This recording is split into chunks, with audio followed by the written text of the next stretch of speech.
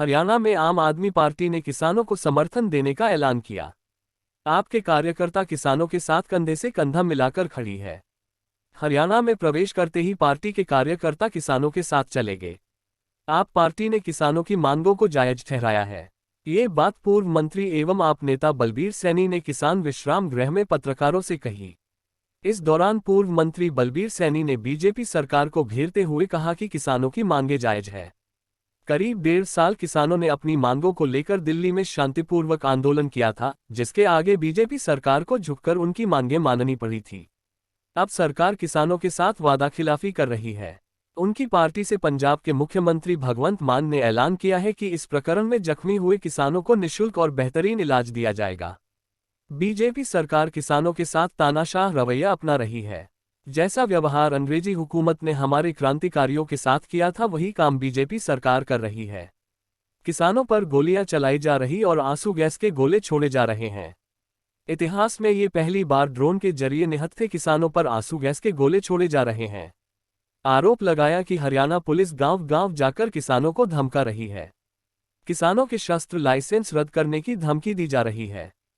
साथ सरकार से मिलने वाली अन्य सुविधाएं भी बंद करने के लिए डराया जा है। बीजेपी सरकार स्वामीनाथन को भारत रत्न दे रही है, मगर किसानों के पक्ष में उनकी रिपोर्ट को लागू नहीं कर रही है। स्वामीनाथन आयोग की रिपोर्ट लागू होने से किसानों की दशा में सुधार होगा। दिन रात मेहनत करके कैसे अपने बच्चों को रोटी कमा के देता है और कैसे कैसे काम करने पड़ते हैं। अगर किसानी फेल होगी, सारी इंडस्ट्री फेल हो जाएगी। जो भी काम चलता है, दुकानदार है, चाहे मजदूर है, कोई फैक्ट्री है, सब किसान के सिर के ऊपर ही चलते हैं जी। अगर किसान को इतनी बड़ी मार पड़ेगी तो फिर और क्या हो सकता है। अगर किसान ही नहीं बचा तो देश के हालात बुरे हो जाएंगे। चट्टा साहब, हम बिल्कुल साथ हैं। हम प्रेस मीटिंगें करके भी कह रहे हैं और हम देखते हैं, शायद आज मीटिंग है, यदि सरकार ना मानी तो हमारे कार्यकर्ता हम किसानों के साथ कंधा से कंधा मिला करके चलेंगे। तो क्या कोई अलग आंदोलन करेगी आम आदमी पार्टी हरियाणा में? नहीं, आंदोलन हम किसानों के साथ मिलकर के आंदोलन करेंगे। उसमें शामिल होंगे? बिल्कुल होंगे। यदि पंजाब के किसान हरियाणा में एंट्री कर जाते हैं तो आम आदमी पार्टी उसमें साथ होगी, साथ है, हम किसानों के साथ हैं। हमारी पार्टी के पदाधिकारियों की तरफ से स्वागत करता हूँ।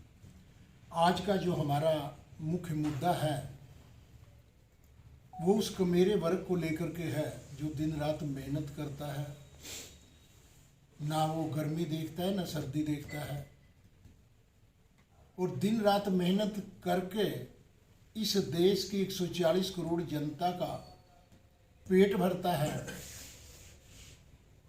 लेकिन आज उसकी स्थिति बड़ी दयनीय स्थिति है। किसान की कुछ मांगें थी और प्रजातंत्र में मांगे मानी जाती हैं, आंदोलन करके सरकार के कानून तक आवाज पहुंचाई जाती है। पीछे भी एक आंदोलन हुआ था, तकरीबन 1 साल तक वो आंदोलन चला था संधू बॉर्डर पर। मैं तो सलाम करता हूं किसानों को कि लाखों की संख्या में वहां किसान थे, लेकिन 1 साल तक बड़े शांतिपूर्ण ढंग से वो आंदोलन चला। आखिर में सरकार को झुकना पड़ा था। हमारे प्रधानमंत्री जी ने आकर के किसानों से माफ़ी मांगी थी और कहा था कि हमारे समझने में कुछ कमी रह गई और हमारे समझाने में भी कुछ कमियां रही, तो मैं क्षमा चाहता हूं, आप आंदोलन वापस लीजिए, आपकी मांगें जायज़ हैं, हम सभी की सभी मांगों को पूरा करेंगे। तो किसानों ने जब ये देखा कि प्रधानमंत्री जी वायदा कर रहे हैं सभी मांगें मानने का, तो किसानों ने अपना वो धरना जो आंदोलन था वो समाप्त कर दिया था। लेकिन आज दुख के साथ कहना पड़ रहा है, कितना लंबा समय बीत गया, लेकिन जो जो मांगे थी किसानों की, उनमें से एक भी मांग पूरी नहीं हुई।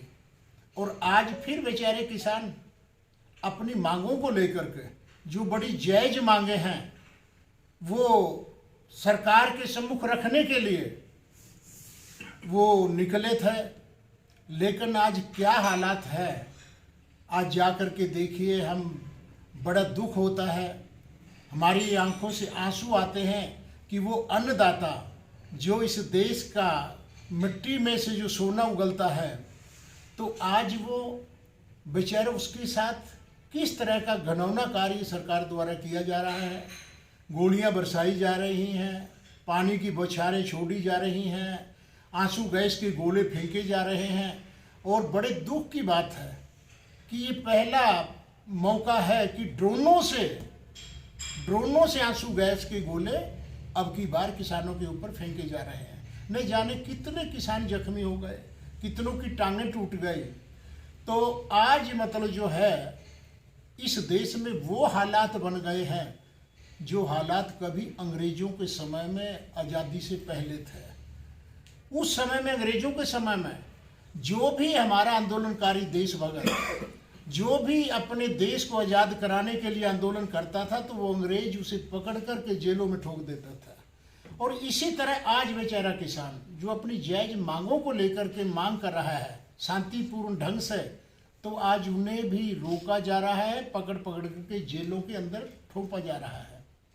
ताज्जुब की बात है कि हरियाणा पुलिस भी गांव में जाकर के लोगों को डराया धमकाया गया।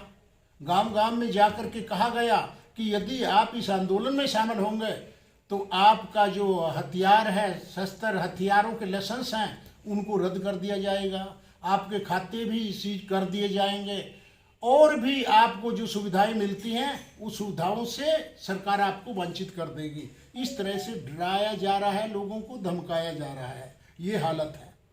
लेकिन बड़े ताज्जुब की बात है कि स्वामीनाथन जो रिपोर्ट थी, आज इस स्वामीनाथ को जो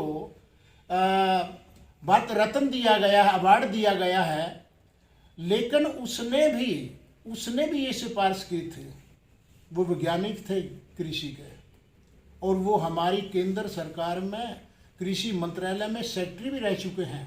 तो उसने भी ये सिफारिश की थी कि जब तक किसानों को स्वामीनाथन रिपोर्ट को लागू नहीं किया जाएगा, जब तक एमएसपी नहीं दी जाएगी तो किसान की दशा नहीं सुधरेगी।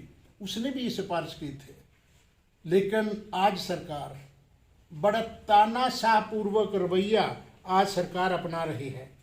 2011 में जब नरेंद्र मोदी जी गुजरात के मुख्यमंत्री थे तो उन्होंने भी ये बयान दिए थे, कहते थे बार बार हर मंच से कहते थे कि स्वामीनाथन जो रिपोर्ट है वो रिपोर्ट वो लागू होनी चाहिए, किसानों को एमएसपी मिलना चाहिए। लेकिन आज बाधा क्यों पैदा हो रही है? तो आज किसान बहुत दुखी है।